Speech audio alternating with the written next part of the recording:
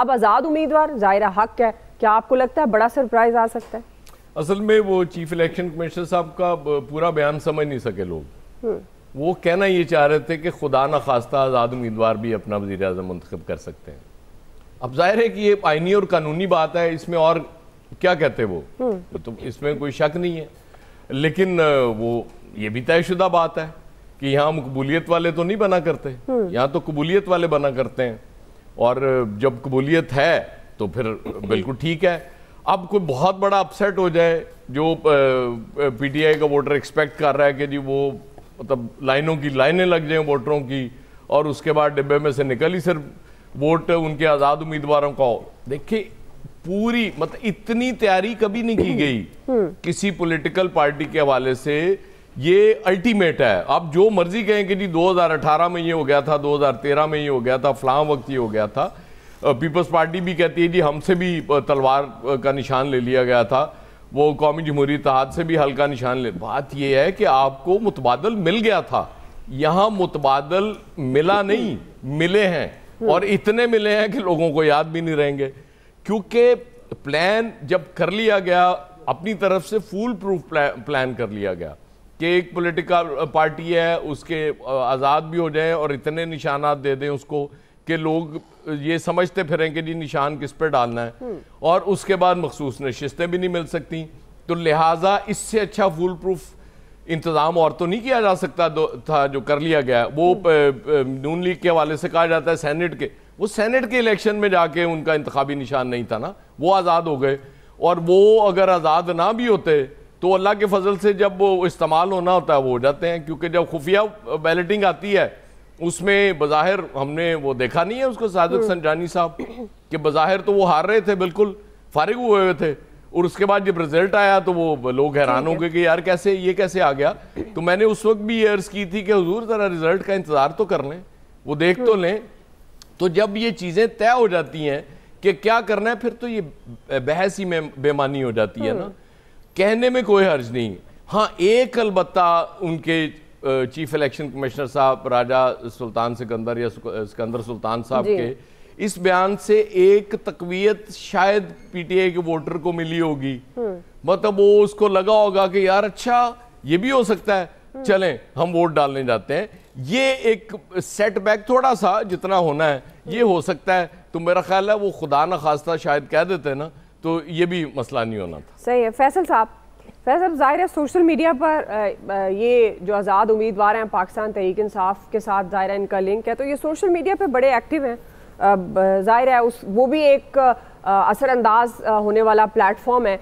तो बात वही जो अक्सर तमाम एक्सपर्ट्स ऑलमोस्ट करते हैं, आमिर साहब बारहा इस बात को दोहराते भी हैं कि 8 फरवरी के दिन पता चलेगा किस तरह से इलेक्शन मैनेज करके कौन एक जो साइंस है उसको समझता है और कौन कितने वोटर्स को लाता है। फैसल साहब, आपके ख्याल में क्या आपको भी लगता है कि आज़ाद उम्मीदवार असरअंदाज हो सकते हैं या अपना वज़ीर आज़म ला सकते हैं, या किसी भी सियासी जमात के साथ मिलकर जो है वो ज़ाहिर है वो उनकी जमात फिर इस पोजीशन में होगी कि वो अपनी हुकूमत बना सके?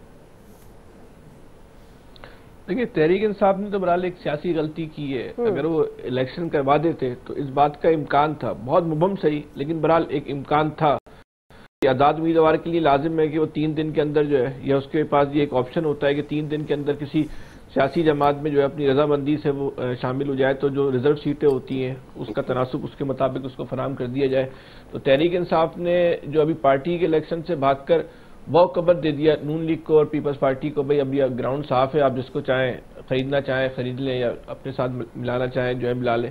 हम ये नहीं कह सकते कि इस कार्ड के बाद जो सूरत हाल चल रही है तहरीक इंसाफ के साथ को लाजमी तौर पर उनको जो है एज ए पार्टी तस्लीम कर लिया था, लेकिन हम कह सकते हैं कि इम्कान जो था तहरीक इंसाफ ने उसको भी जो है वो ज़ाया कर दिया। और जो उनके रऊफ हसन साहब ने जो बात की उनके मुताबिक के इमरान खान साहब का कहना है कि इस वक्त हमारे लोग जो है हमारा कारकुन जो है वो इलेक्शन में मसरूफ है, वो इलेक्शन की मसरूफियत को छोड़ के जो है पार्टी की मसरूफियत में लग जाएगा तो आपकी इलेक्शन मुहिम जो है वो मुतासिर हो सकती है। ये फैसला इस वक्त क्यों किया गया ये मावरा अकल है। जहाँ तक आज़ाद उम्मीदवारों का ताल्लुक है, अब ज़मीनी हकायक तो यही है कि आज़ाद उम्मीदवारों को जो है वो मुहिम चलानी नहीं दी जा रही, तब उनसे तवक्का करना कि वो जीत भी जाएंगे और जीत के जो है अपना वज़ीर आज़म भी ले आएंगे, ठीक है, तो तवक्का कर लें, कुछ भी कह लें। तफरी लेने में तो बहरहाल कोई हर्ज नहीं है, सब इस वक्त जो है वो तफरी ले रहे हैं, तो इलेक्शन कमिश्नर ने भी जो एक तफरी ले ली उनके साथ कि अपना वज़ीर आज़म भी जो है वो ला सकते हैं, बस इसी हद तक है। वरना देख लें कि जिस तरीके से आज़ाद इलेक्शन लड़ना, क्या तहरीक इंसाफ का आज़ाद उम्मीदवार है दूसरी पार्टी के हक में इलेक्शन से पहले ही बैठना शुरू हो गए, इलेक्शन की तो नौबत ही नहीं आ रही। आज भी एक PS का उम्मीदवार जो है वो MKM के हक में बैठ गया। MKM वालों ने बड़े तमतराक के साथ और बड़े फातिहाना अंदाज में प्रेस कॉन्फ्रेंस की कि हमारे से मुतासिर होकर ये हमारे हक में शामिल हो गए। तो अब सूरत हाल इसमें आप जो है वो क्या कर सकते हैं। आज़ाद उम्मीदवार वज़ीर आज़म बनेगा या नहीं बनेगा, अब ये सवाल तो है ना आउट ऑफ पेपर है। अहम सवाल ये है कि हमें ख्वाहिश भी करनी चाहिए, हमें दुआ भी करनी चाहिए कि जिस सियासी जमात का वज़ीर आज़म बनेगा वो अपनी मुद्दत 5 साल पूरी कर ले, चले वो सुकून के साथ जो है ना वो हुकूमत जो है वो चला ले। 8 के बाद नहीं, इज्तिमाई दुआ कराएंगे 8 के बाद। इलियास साहब आप सबसे ज्यादा मुश्किल में आज़ाद से ज्यादा आखिरी जुमला अगर आप याद हो। जी बिल्कुल फैसल साहब, मुझे सबसे ज्यादा जो मुश्किल में नजर आएगी ना आ रही है तो वो आज़ाद से ज्यादा जीतने वाली पार्टी होगी ना, उसके लिए 5 साल सबसे ज्यादा मुश्किल होंगे। सही जी। इलियास साहब आपके ख्याल, आपको क्या डरती है उम्मीदवारों से, आपको लगता है कि वो हुकूमत बनाने की पोजीशन में होंगे?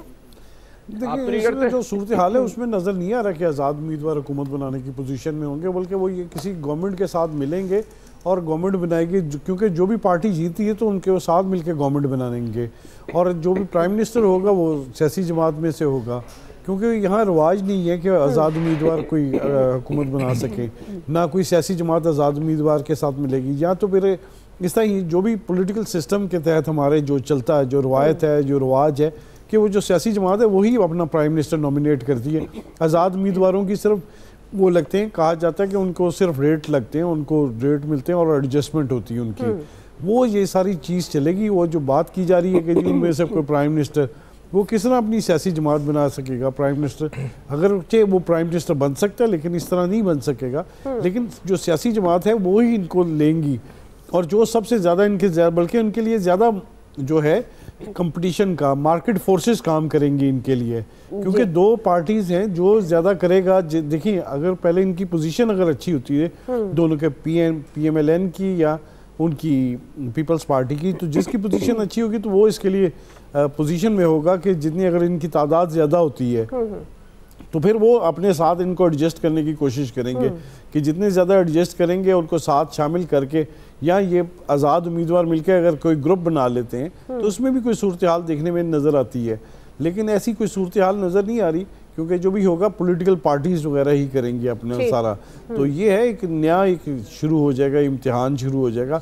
और जिस तरह पंजाब में पहले भी इसी तरह चीज़ें चलती रहीं, और ये अब इलेक्शन कमीशन की वही हम कह रहे हैं कि उनकी जिम्मेदारी है कि वो उनको आइडेंटिफाई करें कि क्या क्या हो रहा है, किधर पैसे चल रहे हैं, किधर नहीं चल रहे, क्या हो रहा है, कौन जहाज़ की सैर करेगा, कौन नहीं करेगा।